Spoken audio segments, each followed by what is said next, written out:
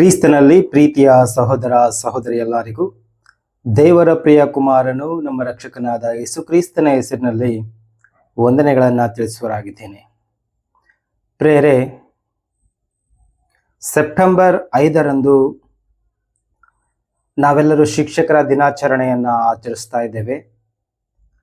Doctor Sarvepalli Radhakrishnan ರವರ ಒಂದು ಹುಟ್ಟುಹಬ್ಬವನ್ನು ನಾವು ಶಿಕ್ಷಕರ ದಿನಾಚರಣೆಯಾಗಿ ಆಚರಿಸ್ತಾ ಇರೋದು ಒಂದು ರೂಢಿಯಲ್ಲಿ ಬರುವಂತಹ ಒಂದು ಸಂಪ್ರದಾಯ ಅಥವಾ ಒಂದು ಪದ್ಧತಿ ಅಂತಲೇ ನಾವು ಹೇಳ್ಕೊಳ್ಬೋದು ಪ್ರಿಯರೇ. ಯಾಕೆಂದರೆ ಡಾಕ್ಟರ್ ಸರ್ವಪಲ್ಲಿ ರಾಧಾಕೃಷ್ಣರವರನ್ನು ಒಂದು ನೆನೆಯುವುದಕ್ಕಾಗಿ ಆತನ ದಿನವನ್ನು ಶಿಕ್ಷಕರ ದಿನಾಚರಣೆಯಾಗಿ ಎಂದು ಆಚರಿಸಬೇಕೆಂದು ಅವರು ಹೇಳಿದ ಮಾತಿನ ಪ್ರಕಾರವಾಗಿ ನಾವು ಪ್ರತಿ ವರ್ಷವೂ ಕೂಡ ಈ ಒಂದು ಸೆಪ್ಟೆಂಬರ್ 5ರಂದು ಶಿಕ್ಷಕರ ದಿನಾಚರಣೆಯನ್ನಾಗಿ ಆಚರಿಸ್ತಾ ಬರ್ತಾ ಇದ್ದೇವೆ. ಬೇರೆ ಶಿಕ್ಷಕರು ಎಂದ ತಕ್ಷಣ ನಮಗೆ ಯೋಚನೆ ಬರುವಂಥದ್ದು ಏನು ಅಂದರೆ, ನಮ್ಮನ್ನು ಒಂದು ತೀಡಿ ಈ ಲೋಕದಲ್ಲಿ ವಂತರನ್ನಾಗಿ ಮಾಡುವಂಥದ್ದನ್ನು ನಾವು ಕಾಣ್ತಾ ಇದ್ದೇವೆ. ನಮ್ಮ ಮಕ್ಕಳು ದಡ್ಡ ಇದ್ದಾನ ಅಂದುಕೊಂಡು ನಾವೇನು ಮಾಡ್ತೀವಿ ಅಂದರೆ, ಒಂದು ಒಳ್ಳೆಯ ಶಾಲೆಯಲ್ಲಿ ಹುಡುಕ್ತೀವಿ. ಆ ಒಂದು ಒಳ್ಳೆಯ ಶಾಲೆಯಲ್ಲಿ ಒಬ್ಬ ಶಿಕ್ಷಕನನ್ನ ನಾವು ಕಾಣ್ತೀವಿ ಪ್ರೇರ. ಅನೇಕ ಶಿಕ್ಷಕರನ್ನ ಕಾಣ್ತೀವಿ. ಆ ಶಿಕ್ಷಕರು ಏನು ಮಾಡ್ತಾರಂದ್ರೆ, ನಮ್ಮ ಮಕ್ಕಳನ್ನ ತಿದ್ದಿ ತಮ್ಮೊಂದು ಮುಂದಿನ ಭವಿಷ್ಯದಲ್ಲಿ ಒಂದು ಉತ್ತಮ ವ್ಯಕ್ತಿಯಾಗಿ ಜೀವಿಸುವುದಕ್ಕೆ ಅವರು ಸಹಾಯ ಮಾಡ್ತಾರೆ ಪ್ರೇರ. ಮಗು ಮೊದಲನೇದಾಗಿ ಶಾಲೆಗೆ ಹೋಗುವಂತಹ ಸಮಯದಲ್ಲಿ ಅವನಿಗೆ ಏನೂ ಬರಲ್ಲ. ಆ ಏನೂ ಬರದಂತಹ ವ್ಯಕ್ತಿಯನ್ನ, ಆ ಕಲ್ಲನ್ನ ಅವರು ಶಿಲೆಯಾಗಿ ರೂಪಿಸ್ತಾ ಬರ್ತಾರೆ. ಒಂದೊಂದಾಗಿ ಅಕ್ಷರಗಳ ಜೊತೆಗೆ ಅಕ್ಷರಗಳನ್ನು ಪೋಣಿಸಿ ಅವರು ನಮಗೆ ಓದುವುದನ್ನು, ಬರೆಯುವುದನ್ನು ಕಲಿಸ್ತಾರೆ. ಅದು ಮಾತ್ರವೇ ಅಲ್ಲ, ನಮ್ಮ ಜೀವನಕ್ಕೆ ಬೇಕಾಗಿರ್ತಕ್ಕಂತಹ ಕೆಲವು ನೈತಿಕತೆಗಳನ್ನು ಕೂಡ ಅವರು ನಮಗೆ ಕಲಿಸ್ತಾ ಬರ್ತಾರೆ ಪ್ರೇರೆ. ಓದಿನ ಜೊತೆಗೆ ನಮ್ಮ ಮುಂದಿನ ಜೀವಿತದ ಆಲೋಚನೆಯನ್ನು ಕೂಡ ಅವರು ನಮ್ಗೆ ಕಲಿಸ್ತಾ ಬರ್ತಾರೆ. ಒಂದು ಸಾರಿ ಕೆಲವೊಂದು ಶಿಕ್ಷಕರನ್ನ ನಾವು ನೋಡೋದಾದ್ರೆ ತಮ್ಮ ಜೀವಿತವನ್ನೇ ಕೂಡ ವಿದ್ಯಾರ್ಥಿಗಳಿಗಾಗಿ ಮುಡುಪಾಗಿಡುವುದನ್ನು ನಾವು ಕಾಣ್ತೇವೆ. ಅದೇ ರೀತಿಯಾಗಿ ಡಾಕ್ಟರ್ ಸರ್ವಪಲ್ಲಿ ರಾಧಾಕೃಷ್ಣನ್ ಅವರು ಕೂಡ ತಮ್ಮ ಜೀವಿತವನ್ನ ನಮ್ಮ ಭಾರತ ದೇಶಕ್ಕಾಗಿ ಮತ್ತು ವಿದ್ಯಾರ್ಥಿಗಳಿಗಾಗಿ ಮುಡಿಪಾಗಿಟ್ಟದನ್ನು ನಾವು ಕಾಣ್ತೇವೆ. ಒಬ್ಬ ಶಿಕ್ಷಕನು ತನ್ನ ಕೆಲಸವನ್ನು ಅಚ್ಚುಕಟ್ಟಾಗಿ ಮಾಡಿದರೆ ಈ ಲೋಕದಲ್ಲಿ ಮಕ್ಕಳು ಕೂಡ ಆ ಒಂದು ಶಿಕ್ಷಣದ ಬಾಲ್ಯದಿಂದಲೇ, ಆ ಶಿಕ್ಷಣದಿಂದಲೇ ತಮ್ಮ ನೈತಿಕತೆಯನ್ನು ರೂಢಿಸಿಕೊಂಡು ಬರ್ತಾರೆ ಪ್ರೇರೆ. ಅದೇ ರೀತಿಯಾಗಿ ಒಂದು ಸಾರಿ ನಾವು ನೋಡಿದರೆ ಪ್ರಭು ಯೇಸು ಕ್ರಿಸ್ತನು ಕೂಡ ಈ ಲೋಕದಲ್ಲಿ ನಮ್ಮನ್ನ ಶಿಲೆಯಾಗಿರ್ತಕ್ಕಂಥ ನಮ್ಮನ್ನ ಒಬ್ಬ ಮೂರ್ತಿಯನ್ನಾಗಿ ನಮ್ಮನ್ನ ಕೆತ್ತಿರುವಂಥ ವಿಷಯನ ನಾವು ಯೋಚನೆ ಮಾಡುವ ಪ್ರಿಯರೇ. ಯಾಕೆಂದ್ರೆ ಈ ಲೋಕದಲ್ಲಿ ಬಂದಿರತಕ್ಕಂಥ ನಮಗೆ, ಈ ಲೋಕದ ಅಂಧಕಾರದಲ್ಲಿ ಬದುಕಿ ಈ ಲೋಕದ ಪಾಪದಲ್ಲಿ ಜೀವಿಸುವಂತ ನಮ್ಮನ್ನ ಪ್ರಭು ಯೇಸು ಕ್ರಿಸ್ತನು ನಿಜವಾದ ಮಾರ್ಗವನ್ನ ತೋರಿಸ್ತಾನ ಪ್ರಿಯರೇ. ನಾನೇ ಮಾರ್ಗವು, ನಾನೇ ಸತ್ಯವು, ನಾನೇ ಜೀವವು ಎಂಬುದಾಗಿ ಯೇಸು ಕ್ರಿಸ್ತನು ನಮಗೆ ತಿಳಿಸ್ತಾನ ಪ್ರಿಯರೇ. ಯಾವ ರೀತಿ ಶಿಕ್ಷಕರು ಒಂದು ಅಂಧಕಾರದಿಂದ ಬೆಳಕಿನಡೆಗೆ ಯಾವ ರೀತಿ ನಮ್ಮನ್ನ ಕರೆದುಕೊಂಡು ಹೋಗ್ತಾರೋ, ಏನು ತಿಳಿಯದಂತ ನಮಗೆ ಯಾವ ರೀತಿಯ ವಿದ್ಯಾಭ್ಯಾಸನ ಕಲಿಸಿಕೊಡ್ತಾರೋ, ಯಾವ ರೀತಿಯಾಗಿ ನೈತಿಕತೆಯನ್ನ ನಮಗೆ ರೂಢಿಸಿಕೊಡ್ತಾರೋ, ಅದೇ ರೀತಿಯಾಗಿ ಕೂಡ ಈ ಪಾಪದ ಲೋಕದಲ್ಲಿ ಬದುಕುವಂತಹ ನಮಗೆ, ಏನು ತಿಳಿಯಲಾರತಕ್ಕಂಥ ನಮಗೆ, ಈ ಲೋಕದಲ್ಲಿ ನಾವು ಹೇಗೆ ಜೀವಿಸಬೇಕು ಎಂದು ಅರಿಯದಂತೆ ಇರುವಂತ ನಮಗೆ ಪ್ರಭು ಯೇಸು ಕ್ರಿಸ್ತನು ಈ ಲೋಕಕ್ಕೆ ಬಂದು ತನ್ನ ಮಾತುಗಳ ಮುಖಾಂತರವಾಗಿ, ತನ್ನ ಕ್ರಿಯೆಗಳ ಮುಖಾಂತರವಾಗಿ ನಮ್ಮನ್ನ ಒಂದು ನಿತ್ಯ ಮಾರ್ಗಕ್ಕೆ, ಒಂದು ಸತ್ಯವಾದ ಮಾರ್ಗದಕ್ಕೆ ನಡೆಸಿಕೊಡೋ ತನ್ನ ಪ್ರಿಯರೇ. ಬೈಬಲಲ್ಲಿ ದೇವರು ಒಂದು ಮಾತು ಹೇಳ್ತಾನ ಪ್ರಿಯ. ಬೈಬಲಲ್ಲಿ ಯೇಸು ಕ್ರಿಸ್ತನ ಒಂದು ಮಾತಿದೆ ಪ್ರಿಯ. ಅದನ್ನು ನೋಡಿಕೊಂಡು ನಾವು ಮುಂದೆ ಹೋಗೋದಾದ್ರೆ ಮತ್ತಾಯನು ಬರೆದ ಸುವಾರ್ತೆ 11ನೇ ಅಧ್ಯಾಯ 28ನೇ ವಚನದಲ್ಲಿ ಕ್ರಿಸ್ತನ ಒಂದು ಮಾತು ನಮಗೆ ಈ ರೀತಿ ತಿಳಿಸುತ್ತದೆ. ಅದೇನೆಂದರೆ, ಎಲೈ ಕಷ್ಟಪಡುವವರೇ, ಹೊರೆ ಹೊತ್ತವರೇ, ನೀವೆಲ್ಲರೂ ನನ್ನ ಬಳಿಗೆ ಬನ್ನಿರಿ, ನಾನು ನಿಮಗೆ ವಿಶ್ರಾಂತಿ ಕೊಡುತ್ತೇನೆ. ನಾನು ಸಾತ್ವಿಕನೂ ದೀನ ಮನಸ್ಸುಳ್ಳವನೂ ಆಗಿರುವುದರಿಂದ ನನ್ನ ನೊಗವನ್ನು ನಿಮ್ಮ ಮೇಲೆ ತೆಗೆದುಕೊಂಡು ನನ್ನಲ್ಲಿ ಕಲಿತುಕೊಳ್ಳಿರಿ. ಪ್ರಭು ಯೇಸು ಕ್ರಿಸ್ತನು ಇಲ್ಲಿ ಹೇಳುವಂತ ಮಾತು ಏನಂದ್ರೆ ಪ್ರಿಯರೇ, ಎಲೆ ಕಷ್ಟಪಡುವವರೇ, ಹೊರೆ ಹೊತ್ತವರೇ, ನೀವೆಲ್ಲರೂ ನನ್ನ ಬಳಿಗೆ ಬನ್ನಿರಿ, ನಾನು ನಿಮಗೆ ವಿಶ್ರಾಂತಿಯನ್ನ ಕೊಡುತ್ತೇನೆ.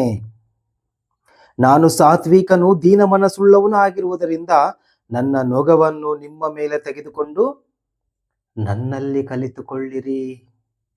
ದೇವರ ವಾಕ್ಯ ನಮಗೆ ತಿಳಿಸ್ತಾ ಇದೆ ಪ್ರಿಯರೇ, ಎಲೆ ಕಷ್ಟಪಡುವವರೇ, ಹೊರೆ ಹೊತ್ತವರೇ, ನೀವೆಲ್ಲರೂ ನನ್ನ ಬಳಿಗೆ ಬನ್ನಿರಿ, ನಾನು ನಿಮಗೆ ವಿಶ್ರಾಂತಿಯನ್ನ ಕೊಡುತ್ತೇನೆ. ಈ ಲೋಕದ ಪಾಪದ ಅಂಧಕಾರದಲ್ಲಿ ಮುಳುಗಿ ಪಾಪವೆಂಬ ಗಂಟನ್ನ ನಾವು ಹೊತ್ತುಕೊಂಡು ದಿನಾಲು ಅದೇ ಪಾಪದಲ್ಲಿ ನಾವು ಜೀವಿಸ್ತಾ, ಅದೇ ಪಾಪದ ಗಂಟನ್ನ ಹೊತ್ತುಕೊಂಡು ಈ ಲೋಕದಲ್ಲಿ ಬದುಕಲಾರದೆ, ಜೀವಿಸಲಾರದೆ, ಸಾಯಲಾರದೆ ಈ ಲೋಕದಲ್ಲಿ ಕಷ್ಟಪಡುವಂತವರ ಎಲ್ಲರನ್ನ ಕುರಿತು ದೇವರು ಕರೀತಾ ಇದ್ದಾನ ಪ್ರಿಯರೇ. ಎಲೆ ಕಷ್ಟಪಡುವವರೇ, ಹೊರೆ ಹೊತ್ತವರೇ, ನೀವೆಲ್ಲರೂ ನನ್ನ ಬಳಿಗೆ ಬನ್ನಿರಿ, ನಾನು ನಿಮಗೆ ವಿಶ್ರಾಂತಿಯನ್ನ ಕೊಡುತ್ತೇನೆ. ಕೆಳಗಡೆ ಇನ್ನೊಂದು ಮಾತಿದೆ ಪ್ರಿಯರೇ, ನಾನು ಸಾತ್ವಿಕನು ದೀನ ಮನಸ್ಸುಳ್ಳವನು ಆಗಿರೋದ್ರಿಂದ ನನ್ನ ನೊಗವನ್ನು ನಿಮ್ಮ ಮೇಲೆ ತೆಗೆದುಕೊಂಡು ನನ್ನಲ್ಲಿ ಕಲಿತುಕೊಳ್ಳಿರಿ. ಪ್ರಭು ಯೇಸು ಕ್ರಿಸ್ತನು ಹೇಳ್ತಾ ಇದ್ದಾನೆ ಪ್ರಿಯರೇ, ನಾನು ಸಾತ್ವಿಕನು ದೀನ ಮನಸ್ಸುಳ್ಳವನಾಗಿರೋದ್ರಿಂದ ನನ್ನ ನಗುವನ್ನು ತೆಗೆದುಕೊಂಡು ನೀವು ನನ್ನಲ್ಲಿ ಕಲಿತುಕೊಳ್ಳಿರಿ. ಯಾಕಂದ್ರೆ ಪ್ರಭು ಯೇಸು ಕ್ರಿಸ್ತನು ಈ ಲೋಕಕ್ಕೆ ಬಂದಾಗ ಆತನು ಯಾವುದೇ ಪಾಪವನ್ನು ಮಾಡದಂತೆ ಜೀವಿಸಿರ್ತಕ್ಕಂಥ ಒಬ್ಬ ವ್ಯಕ್ತಿ ಅಂದ್ರೆ ಅದು ಪ್ರಭು ಯೇಸು ಕ್ರಿಸ್ತನು ಮಾತ್ರನೇ. ಅದಕ್ಕೆ ಆತನು ಹೇಳುವಂತ ಮಾತು, ನಾನೇ ಮಾರ್ಗವು, ನಾನೇ ಸತ್ಯವು, ನಾನೇ ಜೀವವು. ನಿಜ ಪ್ರಿಯರೇ, ಯೇಸು ಕ್ರಿಸ್ತನೇ ಈ ಲೋಕಕ್ಕೆ ಮಾರ್ಗನಾಗಿದ್ದಾನೆ. ಈ ಲೋಕದಲ್ಲಿ ಬಂದಿರತಕ್ಕಂಥ ನಮಗೆ, ಏನು ತಿಳಿಯಲಾಗಿರ್ತಕ್ಕಂಥ ನಮಗೆ ಈ ಪಾಪದ ಎಂಬ ಸಮುದ್ರವನ್ನ ಹೇಗೆ ದಾಟಬೇಕು ಎಂಬ ತಿಳಿಯಲಾಗಿರ್ತಕ್ಕಂಥ ನಮಗೆ ಪ್ರಭು ಯೇಸು ಕ್ರಿಸ್ತನು ಬಂದು ಈ ಲೋಕದಲ್ಲಿ ನೀತಿವಂತನಾಗಿ ಯಾವ ರೀತಿ ಜೀವಿಸಬೇಕು ಎಂಬುದನ್ನ, ಪರಿಶುದ್ಧತೆಯ ಯಾವ ರೀತಿ ಕಾಪಾಡಿಕೊಳ್ಳಬೇಕೆಂಬುದನ್ನ ಪ್ರಭು ಯೇಸು ಕ್ರಿಸ್ತನು ನಮಗೆ ಕಲಿಸಿಕೊಡ್ತಾನ ಪ್ರಿಯರೇ.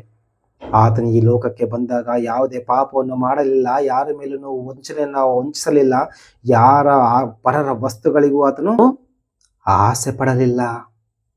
ಅದಕ್ಕಾಗಿ ಯೇಸು ಕ್ರಿಸ್ತನು ಹೇಳಕಚ್ಚನಂದ್ರೆ, ಎಲೆ ಕಷ್ಟಪಡುವವರೇ, ಹೊರೆ ಹೊತ್ತವರೇ, ನೀವೆಲ್ಲರೂ ನನ್ನ ಬಳಿಗೆ ಬನ್ನಿರಿ, ನಾನು ನಿಮಗೆ ವಿಶ್ರಾಂತಿಯನ್ನ ಕೊಡುತ್ತೇನೆ. ನಾನು ಸಾತ್ವಿಕನು, ದೀನ ಮನಸ್ಸುಳ್ಳವನು, ನನ್ನ ನಗವನ್ನು ನೀವು ಹೊತ್ತುಕೊಂಡು ನನ್ನಲ್ಲಿ ನೀವು ಕಲಿತುಕೊಳ್ಳಿರಿ. ನಿಜ ಅಲ್ವಾ ಪ್ರಿಯರೇ? ಈ ವಿದ್ಯೆ, ಈ ಶಿಕ್ಷಕರು ನಮ್ಮನ್ನ ಯಾವ ರೀತಿ ಅಜ್ಞಾನದಿಂದ ಬೆಳಕಿನಡೆಗೆ ಕರೆದುಕೊಂಡು ಹೋಗ್ತಾರೋ ಅದೇ ರೀತಿಯಾಗಿ ಪ್ರಭು ಯೇಸು ಕ್ರಿಸ್ತನು ಕೂಡ ನಮ್ಮನ್ನ ಪಾಪದಿಂದ, ನಮ್ಮನ್ನ ಈ ಒಂದು ಪಾಪ ಎಂಬ ಬಂಧನದಿಂದ ಬಿಡುಗಡೆಗೊಳಿಸಿ ಸತ್ಯವೆಂಬ ಮಾರ್ಗದಡೆಗೆ ನಮ್ಮನ್ನು ಕಳಿಸ್ಕೊಡ್ತಾನೆ ಪ್ರಿಯರೇ. ಈ ಲೋಕದಲ್ಲಿ ನಾವು ಯಾವ ರೀತಿ ಪರಿಶುದ್ಧರಾಗಿ ಜೀವಿಸಬೇಕು ಎಂಬುದನ್ನು ನಮಗೆ ಕಲಿಸಿಕೊಡ್ತಾನೆ ಪ್ರಿಯರೇ.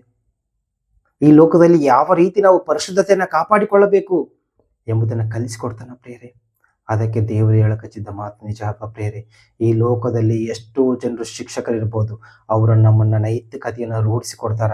ಅದೇ ರೀತಿಯಾಗಿ ಪ್ರಭು ಯೇಸು ಕ್ರಿಸ್ತನು ಕೂಡ ನಮ್ಮನ್ನ ಈ ಲೋಕದಲ್ಲಿ ನಾವು ಯಾವ ರೀತಿ ಪ್ರತ್ಯೇಕವಾಗಿ ಜೀವಿಸಬೇಕು ಎಂಬುದನ್ನು ನಮಗೆ ಕಲಿಸಿಕೊಡ್ತಾನೆ ಪ್ರಿಯರೇ. ಈ ಲೋಕದಲ್ಲಿ ನಮಗೆ ಯಾವ ರೀತಿ ಜೀವಿಸಬೇಕಂತ ಶಿಕ್ಷಕರು ಹೇಳಿಕೊಟ್ರೆ, ಈ ಲೋಕದಲ್ಲಿ ನಾವು ಯಾವ ರೀತಿ ಕಲಿತುಕೊಳ್ಳಬೇಕು ಅಂತ ಈ ಲೋಕದ ಜ್ಞಾನವನ್ನ ಈ ಲೋಕದ ಶಿಕ್ಷಕರು ಕಲಿಸಿಕೊಟ್ರೆ, ನಿಜವಾದ ಶಿಕ್ಷಕನು ಪ್ರಭು ಯೇಸು ಕ್ರಿಸ್ತನು ನಮಗೆ ಈ ಲೋಕದಲ್ಲಿ ಯಾವ ರೀತಿ ನಾವು ಪರಿಶುದ್ಧತೆಯನ್ನ ಕಾಪಾಡಿಕೊಳ್ಳಬೇಕಂತ ತಿಳಿಸ್ಕೊಡ್ತಾನೆ ಪ್ರಿಯರೇ.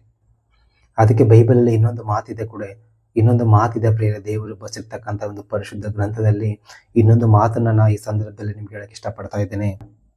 ಮತ್ತಾಯನು ಬರೆದ ಸುವಾರ್ತೆ 23ನೇ ಅಧ್ಯಾಯ 10ನೇ ವಚನದಲ್ಲಿ ಇನ್ನೊಂದು ಮಾತನ್ನ ನಾವು ಈ ಪರಿಶುದ್ಧ ಗ್ರಂಥದಲ್ಲಿಂದ ನೋಡಿಕೊಳ್ಳುವುದೇ ಆದರೆ, ಮತ್ತು ಗುರುಗಳು ಅನ್ನಿಸಿಕೊಳ್ಳಬೇಡಿರಿ, ಕ್ರಿಸ್ತನೊಬ್ಬನೇ ನಮಗೆ ಗುರುವು. ಇಲ್ಲಿ ವಾಕ್ಯ ನಮಗೆ ಹೇಳ್ತಾ ಇದೆ ಪ್ರಿಯರೇ, ಕ್ರಿಸ್ತನೊಬ್ಬನೇ ನಮಗೆ ಗುರುವು. ಈ ಲೋಕದಲ್ಲಿ ಶಿಕ್ಷಕರು ಅನೇಕರಿದ್ದಾರೆ ಪ್ರಿಯರೇ. ಈ ಲೋಕದ ಜ್ಞಾನವನ್ನ ಕಲಿಸಿಕೊಡುವಂತ ಶಿಕ್ಷಕರು ಅನೇಕರಿದ್ದಾರೆ. ಈ ಲೋಕದ ಜ್ಞಾನವನ್ನು ತಿಳಿಸಿಕೊಡುವಂತ ಗುರುಗಳು ಅನೇಕರಿದ್ದಾರೆ. ಅದೇ ರೀತಿಯಾಗಿ ಪರಿಶುದ್ಧತೆಯನ್ನ ಕಾಪಾಡಿಕೊಳ್ಳಲು ತಿಳಿಸಿಕೊಟ್ಟ ಏಕೈಕ ಗುರು ಅಂದರೆ ಪ್ರಭು ಯೇಸು ಕ್ರಿಸ್ತನೇ.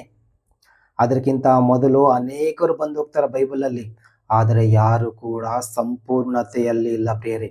ಯಾರು ಕೂಡ ಸಂಪೂರ್ಣ ಪರಿಶುದ್ಧತೆಯಲ್ಲಿ ಇಲ್ಲ, ಯಾರು ಕೂಡ ಸಂಪೂರ್ಣ ಮಾರ್ಗದಲ್ಲಿ ಇಲ್ಲ. ಪ್ರಭು ಯೇಸು ಕ್ರಿಸ್ತನು ಬಂದ ನಂತರ ಆತನು ಹೇಳುವಂತ ಮಾತು, ನಾನೇ ಮಾರ್ಗ, ನಾನೇ ಸತ್ಯ, ನಾನೇ ಜೀವ. ಆತನಲ್ಲಿ ನಾವು ಕಲಿತುಕೊಳ್ಳಬೇಕು ಪ್ರಿಯರೇ. ಇಲ್ಲಿ ದೇವರು ಹೇಳ್ತಿದ್ದ ಮಾತು ಏನಂದ್ರೆ, ಯೇಸು ಕ್ರಿಸ್ತನೊಬ್ಬನೇ ಗುರುವು. ನಿಜ, ಈ ಲೋಕದಲ್ಲಿ ಅನೇಕ ಜನರು ನಾನು ಗುರು ಎನಿಸ್ಕೊಳ್ಬೇಕಂದ ಕೇಶು ಅನೇಕ ಪ್ರಯಾಸ ಪಡ್ತಾ ಇದ್ದಾರೆ. ನಾನು ಗುರು ಎನಿಸ್ಕೊಳ್ಬೇಕಂದ ಕೇಶಿ ಅನೇಕರನ್ನ, ವಿಶ್ವಾಸಿಗಳನ್ನ ತಪ್ಪು ಮಾರ್ಗದಲ್ಲಿ ನಡೆಸುವಂಥದ್ದನ್ನ ನಾವು ಕಾಣ್ತಾ ಇದ್ದೇವೆ. ಯಾರು ಕೂಡ ಹೇಳ್ತಾ ಇಲ್ಲ ನಮಗೆ ನಿಜವಾದ ಗುರು ಯೇಸು ಕ್ರಿಸ್ತನ ಒಬ್ಬನೇ. ನಾವೆಲ್ಲರೂ ಸಹೋದರರು, ನಾವೆಲ್ಲರೂ ಅಣ್ಣ ತಮ್ಮಂದಿರು, ನಾವೆಲ್ಲರೂ ದೇವರ ಮಕ್ಕಳು ಅಂತ ಹೇಳುವುದನ್ನ ಬಿಟ್ಟು, ನಾನು ನಿನಗೆ ವಾಕ್ಯ ಹೇಳಿಕೊಟ್ಟಿದ್ದೀನಿ, ನಾನು ನಿನಗೆ ವಾಕ್ಯ ಕಲಿಸಿದ್ದೀನಿ, ನಾನೇ ನಿನಗೆ ಗುರುವು, ನಾನು ನಿನಗೆ ಯೇಸು ಕ್ರಿಸ್ತನ ತಿಳಿಸಿಕೊಟ್ಟಿದ್ದೀನಿ, ನಾನೇ ನಿನಗೆ ಗುರುವು ಎಂಬುದಾಗಿ ಈ ಲೋಕದಲ್ಲಿ ಅನೇಕ ಜನರು ಗುರುಗಳು ಎನಿಸ್ಕೊಳ್ಳುವುದಕ್ಕಾಗಿ ಪ್ರಯಾಸ ಪಡ್ತಾ ಇದ್ದಾರೆ ಪ್ರಿಯರೇ. ನಾವು ಈ ಲೋಕಕ್ಕೆ ಬಂದಂತ ಕಾರಣ ಏನು? ಯೇಸು ಕ್ರಿಸ್ತನನ್ನ ಈ ಲೋಕಕ್ಕೆ ನಾವು ಪ್ರಕಟಿಸಬೇಕು, ತಂದೆಯಾದ ದೇವರನ್ನ ಈ ಲೋಕದಲ್ಲಿ ನಾವು ತಿಳಿಸ್ಬೇಕು. ಅದನ್ನ ಬಿಟ್ಟು ಈ ಲೋಕದಲ್ಲಿ ಮನುಷ್ಯ ಏನ್ ಮಾಡಕಚ್ಚಾನ ಅಂದ್ರೆ, ನಾನು ಗುರುವು ಅಂದಕೇಶಿ ತನ್ನ ಕೆಲಸವನ್ನ ಕಾರ್ಯವನ್ನ ಮರೆತು ತನ್ನನ್ನು ತಾನು ಹೆಚ್ಚಿಸಿಕೊಳ್ಳುವುದಕ್ಕಾಗಿ ಪ್ರಯಾಸ ಪಡ್ತಾ ಇದ್ದಾನೆ. ಆದ್ರೆ ಇಲ್ಲಿ ದೇವರು ಹೇಳುವಂತ ಮಾತೇನಂದ್ರೆ, ನಾನೊಬ್ಬನೇ ನಿಜವಾದ ಗುರು ಎಂದು ಯೇಸು ಕ್ರಿಸ್ತ ನಮಗೆ ತಿಳಿಸ್ತಾ ಇದ್ದಾನೆ ಪ್ರಿಯರೇ. ನಿಜವಾಗ್ಲೂ ವಾಕ್ಯ ಹೇಳುವಂಥವರಾಗಿರ್ಬೋದು, ವಾಕ್ಯ ಕೇಳುವಂಥ ವಿಶ್ವಾಸಿಗಳಾಗಿರ್ಬೋದು, ಯಾರಾದರೂ ಕೂಡ ನಮ್ಮ ಜೀವಿತದಲ್ಲಿ ಗುರು ಅಂತ ಯಾರಾದರೂ ಇದ್ರೆ ಯೇಸು ಕ್ರಿಸ್ತನು ಮಾತ್ರನೇ. ಉಳಿದವರೆಲ್ಲರೂ ನಮ್ಮ ಸಹೋದರರು, ನಮ್ಮ ಅಣ್ಣ ತಮ್ಮಂದಿರು, ನಮ್ಮಂತೆಯೇ ದೇವರ ಮಕ್ಕಳು. ಗುರು ಎಂದು ಎನಿಸಿಕೊಳ್ಳುವಂತಹ ಅರ್ಹತೆ ಈ ಲೋಕದಲ್ಲಿ ಯಾರಿಗೂ ಇಲ್ಲ ಪ್ರಿಯರೇ. ದೈಹಿಕವಾಗಿ ಲೋಕ ಸಂಬಂಧವಾಗಿ ನಮ್ಮ ಕಳಿಸಿರ್ತಕ್ಕಂಥ ನಮಗೆ ವಿದ್ಯೆ ಹೇಳುವಂಥ ಗುರುಗಳನ್ನ ನಾವು ಗುರುಗಳಂತ ಕರಿತೀವಿ. ಅದೇ ರೀತಿಯಾಗಿ ಆಧ್ಯಾತ್ಮಿಕವಾಗಿ ನಮಗೆ ವಾಕ್ಯ ಕಳಿಸಿರ್ತಕ್ಕಂಥವ್ರನ್ನ ಕೂಡ ನಾನು ಗುರುಗಳು ಅಂತ ಹೇಳ್ತೀನಿ ಅಂದ್ರೆ ಅದು ತಪ್ಪು. ಈ ಲೋಕದಲ್ಲಿ ಈ ಲೋಕ ವಿಷಯನ ಕಳಿಸಿಕೊಟ್ಟವ್ರು ನಾವು ಒಂದು ವೇಳೆ ಗುರು ಅನ್ಬೋದು, ಆದರೆ ನಮಗೆ ಆಧ್ಯಾತ್ಮಿಕವಾಗಿ ಆಧ್ಯಾತ್ಮಿಕ ಸತ್ಯಗಳನ್ನ, ದೇವರ ಮಾತುಗಳನ್ನ ತಿಳಿಸಿಕೊಟ್ಟವಂಥವ್ರನ್ನ ನಾವು ಗುರುವು ಅಂತ ಹೇಳಲು ಸಾಧ್ಯವಿಲ್ಲ ಪ್ರಿಯರೇ. ಯಾಕೆಂದ್ರೆ ಅವರು ಕೂಡ ನಮ್ಮಂತೆಯೇ ದೇವರನ್ನು ಅರ್ತಕ್ಕಂಥ ವಿಶ್ವಾಸಿಗಳು, ದೇವರ ಮಕ್ಕಳು. ಕ್ರಿಸ್ತನೊಬ್ಬನೇ ಗುರುವು. ವಾಕ್ಯ ಹೇಳಿಕೊಡೋರಾಗಿರ್ಬೋದು, ವಾಕ್ಯ ಕಲಿಸೋರಾಗಿರ್ಬೋದು, ಅಥವಾ ನಮ್ಮನ್ನು ಸತ್ಯದ ಮಾರ್ಗದಲ್ಲಿ ನಡೆಸುವಂಥವರಾಗಿರ್ಬೋದು, ಅವ್ರು ಯಾರು ಕೂಡ ಗುರುಗಳು ಅಲ್ಲ. ಅವರು ತಮ್ಮ ಕಾರ್ಯಗಳನ್ನ, ತಮ್ಮ ಕೆಲಸಗಳನ್ನ ಅವರು ಮಾಡುವಂಥವರಾಗಿದ್ದಾರೆ ಈ ಲೋಕದಲ್ಲಿ. ದೇವ್ರ ವಾಕ್ಯ ನಮಗೆ ತಿಳಿಸ್ತಾ ಇದೆ. ಮತ್ತಾಯನ ಬರೆದ ಸುವಾರ್ತೆ 23ನೇ ಅಧ್ಯಾಯ 10ನೇ ವಚನದಲ್ಲಿ ದೇವ್ರ ವಾಕ್ಯ ನಮಗೆ ತಿಳಿಸ್ತಾ ಇದೆ. ಏನಂದ್ರೆ, ನಿಜವಾದ ಗುರು ಯೇಸು ಕ್ರಿಸ್ತನೊಬ್ಬನೇ. ಯಾಕೆಂದ್ರೆ ಆತನೊಬ್ಬನೇ ನಮಗೆ ಸಂಪೂರ್ಣ ಮಹಿಮೆಯನ್ನ ತಿಳಿಸಿಕೊಟ್ಟಿದ್ದು, ಆತನೊಬ್ಬನೇ ನಮಗ ಪರಿಪೂರ್ಣ ಸತ್ಯವನ್ನ ನಮಗೆ ತಿಳಿಸಿಕೊಟ್ಟಿದ್ದು, ಆತನೊಬ್ಬನೇ ಪರಲೋಕಕ್ಕೆ ಸಂಪೂರ್ಣ ಮಾರ್ಗವನ್ನ ನಮಗೆ ಕಲಿಸಿಕೊಟ್ಟಿದ್ದು, ಆತನೇ ಮಾರ್ಗವಾಗಿ ನಮಗೆ ಈ ಲೋಕದಲ್ಲಿ ಜೀವಿಸಿ ನಮಗೆ ತೋರಿಸಿಕೊಟ್ಟಿದ್ದಾನ ಪ್ರಿಯರೇ. ಈ ಲೋಕದ ಅಂಧಕಾರವನ್ನ ಯಾವ ರೀತಿ ನಾವು ಜಯಿಸಬೇಕು, ಈ ಲೋಕದ ಪಾಪವನ್ನ ನಾವು ಯಾವ ರೀತಿ ಜಯಿಸಬೇಕು, ಈ ಲೋಕದ ಅಂಧಕಾರದಲ್ಲಿ ನಾವು ಯಾವ ರೀತಿ ಬೀಳಬಾರದು, ನಾವು ಯಾವ ರೀತಿ ದೇವರ ಮಾರ್ಗದಲ್ಲಿ ನಡಿಬೇಕು, ನಾವು ಯಾವ ರೀತಿ ಸತ್ಯದಲ್ಲಿ ನಾವು ಸಂಪೂರ್ಣತೆಯಲ್ಲಿ ನಾವು ಸಾಗಬೇಕು ಎಂದು ಹೇಳಿಕೊಟ್ಟಿರ್ತಕ್ಕಂಥ ಸರ್ವ ಸಂಪೂರ್ಣವಾದ ಸತ್ಯ ಇದ್ದದ್ದು ಪ್ರಭು ಯೇಸು ಕ್ರಿಸ್ತನಲ್ಲಿ ಮಾತ್ರನೇ. ಆದ್ರಿಂದ ಆತನೊಬ್ಬನನ್ನೇ ನಾವು ಗುರುಗಳು ಅನ್ನಬಹುದು ಪ್ರಿಯರೇ. ಈ ಲೋಕದಲ್ಲಿ ನಮ್ಮ ಗುರುಗಳು, ನಮ್ಮ ಶಿಕ್ಷಕರು ನಮ್ಮನ್ನ ಯಾವ ರೀತಿ ತಿದ್ದುತ್ತಾರೆ ಅಂದ್ರೆ, ನಾವು ಹುಟ್ಟಿದಾಗಿನಿಂದ ತಾಯಿ ಗರ್ಭದಲ್ಲಿರುವಾಗ ತಾಯಿ ನಮ್ಮನ್ನ ಒಂದು ರೀತಿಯಲ್ಲಿ ಬೆಳೆಸಿದ್ರೆ, ಶಿಕ್ಷಕರು ಇನ್ನೊಂದು ರೀತಿಯಲ್ಲಿ ನಮ್ಮನ್ನು ತಿದ್ದುತ್ತಾರೆ ಪ್ರಿಯರೇ. ಆದ್ರೆ ಈ ಲೋಕ ತಾಯಿನ ಗುರು ಅಂತ ನೆನೆಸಿದೆ, ಗುರುಗಳನ್ನ ಗುರು ಅಂತ ನೆನೆಸಿದೆ, ಓಕೆ. ಆದ್ರೆ ನಿಜವಾದ ಯೇಸು ಕ್ರಿಸ್ತನನ್ನ ಮರೆತು ಜೀವಿಸ್ತಾ ಇದೆ ಪ್ರಿಯ. ಮನೆಯೇ ಮೊದಲ ಪಾಠಶಾಲೆ, ತಾಯಿಯೇ ಗುರುವು ಎಂಬುದಾಗಿ ಈ ಲೋಕ ನಮಗೆ ತಿಳಿಸ್ತಾ ಇದೆ ಪ್ರಿಯರೇ. ನಿಜ. ಯಾಕೆಂದ್ರೆ ನಾವಿನ್ನು ವಿದ್ಯಾವಂತರಾಗಿ ಶಾಲೆಗೆ ಹೋಗುವ ಮೊದಲು ನಮ್ಮನ್ನ ಒಂದು ನೈತಿಕತೆಯಲ್ಲಿ ಬೆಳೆಸುವಂತವಳು ತಾಯಿ ಅಲ್ವಾ? ತಾಯಿ ನಮ್ಗೆ ಹೇಳಿಕೊಡ್ತಾಳೆ ಈ ಲೋಕದಲ್ಲಿ ನೀನು ಯಾವ ರೀತಿ ಜೀವಿಸ್ಬೇಕು. ತಾಯಿ ನಮ್ಗೆ ಹೇಳ್ಕೊಡ್ತಾರೆ ನೀವು ಯಾವ ರೀತಿ ಸಂಬಂಧವನ್ನ ಬೆಳೆಸಬೇಕು. ತಾಯಿ ಹೇಳ್ಕೊಡ್ತಾಳೆ ಇವರೇ ನಿನ್ನಪ್ಪ, ಇವರೇ ನಿನ್ನಮ್ಮ, ಇವರೇ ನಿನಗೆಲ್ಲ. ತಾಯಿ ಹೇಳ್ಕೊಡ್ತಾಳೆ ನೀನು ಯಾವ ರೀತಿ ಊಟ ಮಾಡಬೇಕು. ತಾಯಿ ಹೇಳ್ಕೊಡ್ತಾಳೆ ನೀನು ಯಾವ ರೀತಿ ಬಟ್ಟೆ ಹಾಕೊಳ್ಬೇಕು. ತಾಯಿ ಹೇಳ್ಕೊಡ್ತಾಳೆ ನೀನು ಯಾವ ರೀತಿ ನಡಿಬೇಕು ಅಂತ ಅಲ್ವಾ? ಅವಳನ್ನ ನಾವೇನಂತೀವಿ ಅಂದ್ರೆ ಮೊದಲನೇ ಗುರುವು. ನಂತರ ನಾವು ಶಾಲೆಗೆ ಹೋದ ಮೇಲೆ ಶಾಲೆಯಲ್ಲಿ ಶಿಕ್ಷಕರು ನಮಗೆ ಹೇಳ್ಕೊಡ್ತಾರೆ ನೀನು ಯಾವ ರೀತಿಯಲ್ಲಿ ವಿದ್ಯಾಭ್ಯಾಸ ಮಾಡಬೇಕು, ನೀನು ಯಾವ ರೀತಿಯಲ್ಲಿ ಓದಬೇಕು, ನೀನು ಯಾವ ರೀತಿಯಲ್ಲಿ ಕಲಿಬೇಕು, ನೀನು ಯಾವ ರೀತಿಯಲ್ಲಿ ಬೆಳಿಬೇಕು, ಯಾವ ನೈತಿಕತೆಗಳನ್ನು ಮೈಗೂಡಿಸಿಕೊಳ್ಳಬೇಕು ಎಂಬುದು ಶಿಕ್ಷಕರು ಹೇಳ್ಕೊಡ್ತಾರೆ.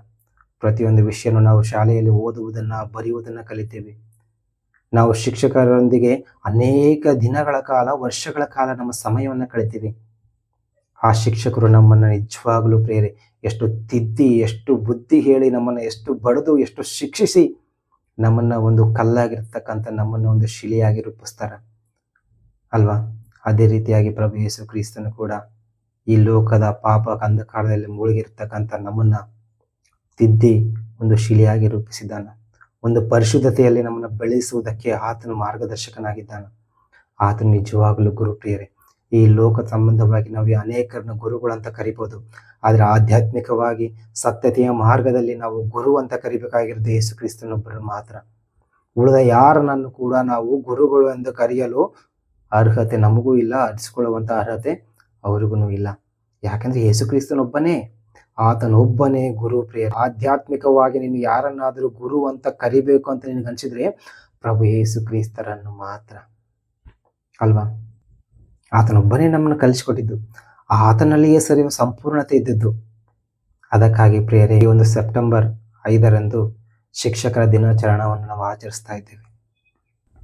ಅವರು ನಮ್ಮನ್ನು ತಿದ್ದಿ ಬುದ್ಧಿ ಹೇಳಿ ಕಲ್ಲಾಗಿರ್ತಕ್ಕಂಥ ನಮ್ಮನ್ನು ಒಂದು ಅದ್ಭುತ ಶಿಲೆಯಾಗಿ ರೂಪಿಸ್ತಾರ. ಆ ಕಾರಣದಿಂದ ಸೆಪ್ಟೆಂಬರ್ 5ರಂದು ದೇಶದ ಮೂಲೆ ಮೂಲೆಯಲ್ಲಿರ್ತಕ್ಕಂತಹ ಶಿಕ್ಷಕರುಗಳಿಗೆ ಶಿಕ್ಷಕರ ದಿನಾಚರಣೆಯ ಶುಭಾಶಯಗಳನ್ನು ತಿಳಿಸ್ತಾ ಇದ್ದೇನೆ. ಅದೇ ರೀತಿಯಾಗಿ ಈ ಲೋಕಕ್ಕೂ ಸರ್ವಲೋಕಕ್ಕೂ ಸರ್ವರಿಗೂ ಗುರುಗಳಿಗೆ ಮಹಾಗುರು ಆಗಿರ್ತಕ್ಕಂಥ ಪ್ರಭು ಯೇಸು ಕ್ರಿಸ್ತರು ನಮ್ಮೆಲ್ಲರಿಗೂ ಗುರುವು, ನಿಜ ಗುರುವು ಎಂದು ಈ ಸಂದರ್ಭದಲ್ಲಿ ನಿಮಗೆ ತಿಳಿಸುವುದಕ್ಕೆ ಬಹಳ ಸಂತೋಷ ಪಡ್ತಾ ಇದ್ದೇನೆ.